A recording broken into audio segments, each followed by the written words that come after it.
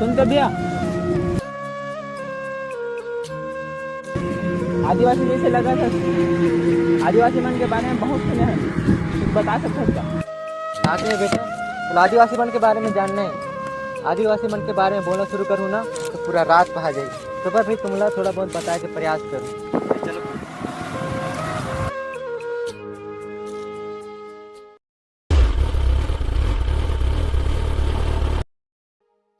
मुंडा कोरवा माझी गदबा वीर होर खरिया,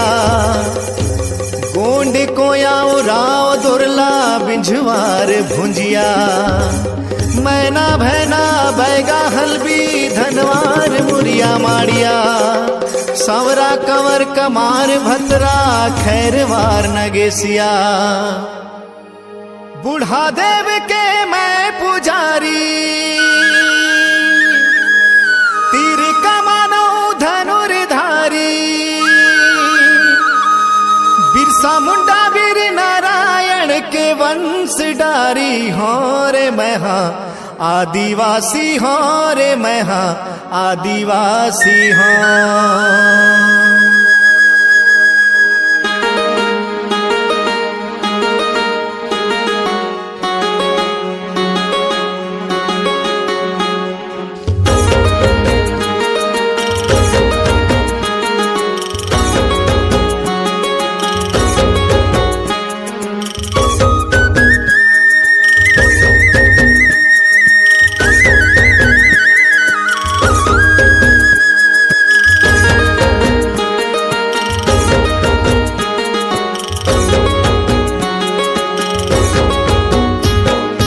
आदिवासी हो रे मैं हाँ आदिवासी हो,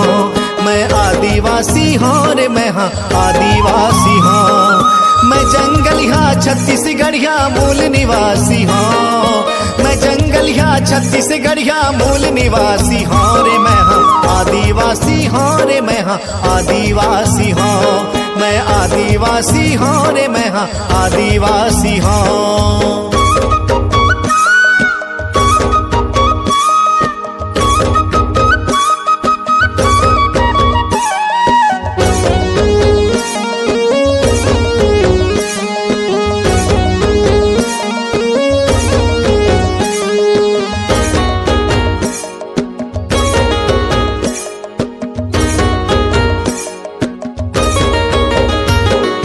जंगल के सेवा मोर धर्म है, खेती किसानी मोर कर्म है, जंगल के सेवा मोर धर्म है, खेती किसानी मोर कर्म है, मेहनत के करैया मैं हाँ सोना के उपजैया मैं हाँ, मेहनत के करैया मैं हाँ सोना के उपजैया मैं हाँ, झरना पर्वत रुखराई के मैं अधिकारी हो रे मैं हाँ आदिवासी हो रे मैं हाँ आदिवासी हो, मैं आदिवासी हो रे मैं हाँ आदिवासी हो।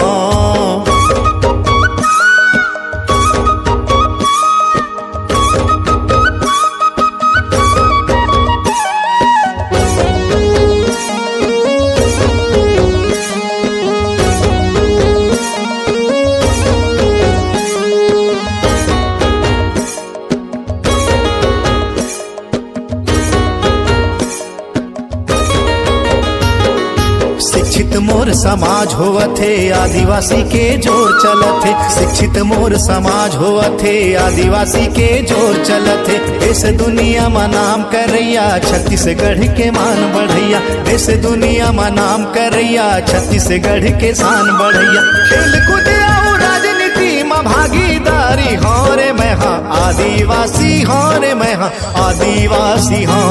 मैं आदिवासी हो रे मैं हाँ आदिवासी हो, मैं जंगलिया छत्तीसगढ़िया मूल निवासी हो, मैं जंगलिया छत्तीसगढ़िया मूल निवासी हो रे मैं हाँ आदिवासी हो रे मैं हाँ आदिवासी हो, मैं आदिवासी हो रे मैं हाँ आदिवासी हो, मैं आदिवासी हो रे मैं हाँ आदिवासी हो, मैं आदिवासी हो रे मैं हाँ आदिवासी हो,